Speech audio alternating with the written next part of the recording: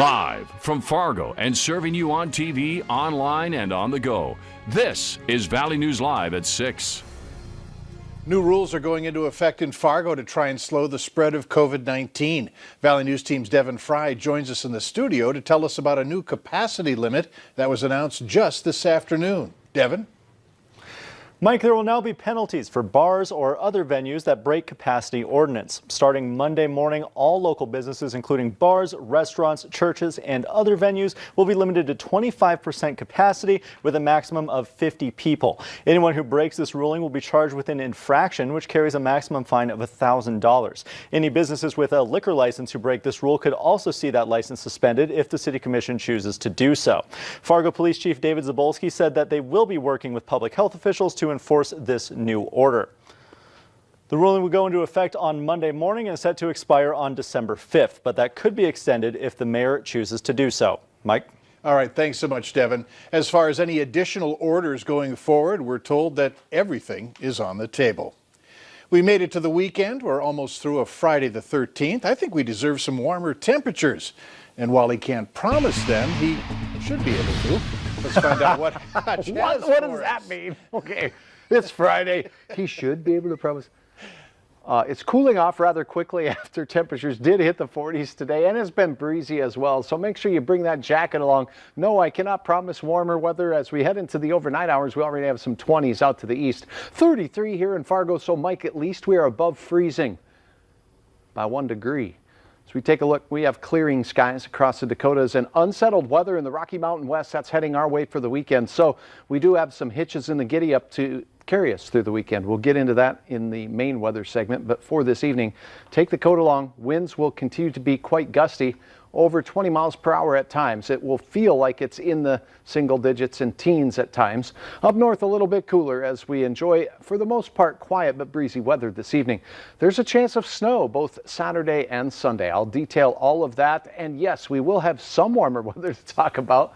We'll do all of that coming up in just a few minutes. Mike? You have a degree, don't you?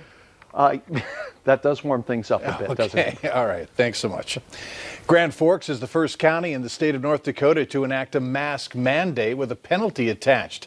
Starting at midnight, face coverings will be required in Grand Forks County in all indoor public places where physical distancing can't be maintained. Any person violating the order will be charged with a Class B misdemeanor, carrying a fine of up to $1,500. Minnesotans who test positive for COVID-19 or have been identified as a close contact will get a text saying that they'll get a call from the health department.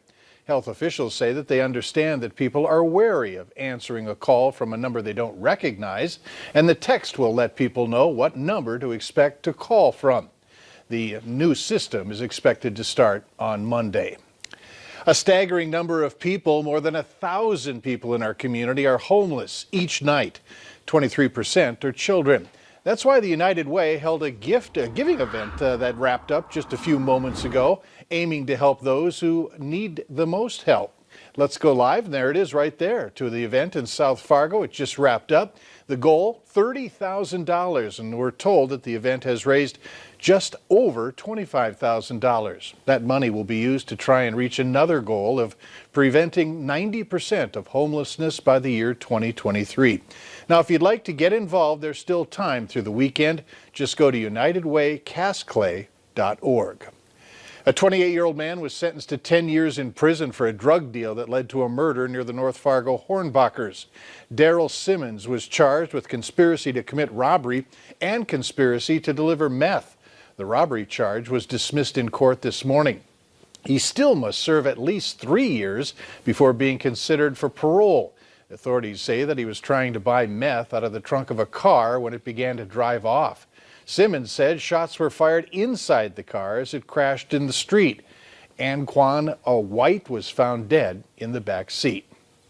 3 officers were injured in that, and 2 are now in jail following a wild traffic stop this morning. It happened about 6 a.m. Fargo police dispatched to the 1400 block of 32nd Avenue North for an impaired driver. Officers made contact with the driver, 22-year-old Alyssa Norquay, and passenger, 33-year-old Irvin Peltier. Officers say that Peltier got verbally aggressive with them and Norquay began fighting with officers. Both were arrested. They face multiple charges.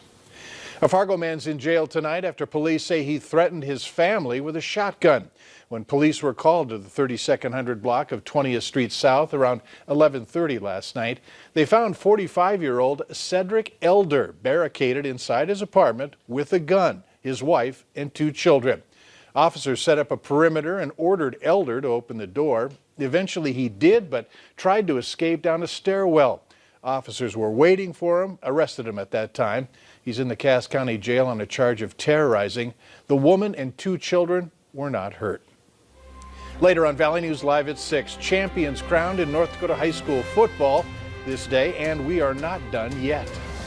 A beautiful setting sun in the Devils Lake area as captured here by our Home of Economy camera. Your forecast is unsettled this weekend. I'll have the latest coming up. Join us for Valley News Live. It continues right after this.